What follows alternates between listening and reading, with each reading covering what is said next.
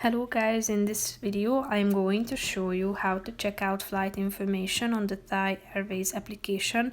But first I just want to mention, don't forget to subscribe to my channel, because at 10,000 subscribers I am going to show you my whole YouTube revenue statistics and growth strategy, how to make money online. Now let's jump into it. First of all, open the app on your phone.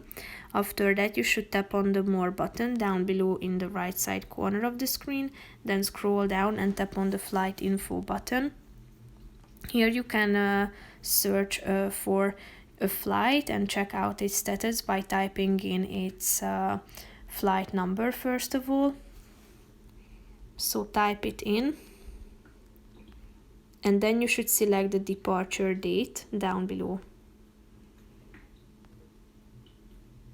Tap on the Get Flight Status button, and if it is correct, so the flight number is correct and the date as well, you will be able to check out the relevant information about the flight.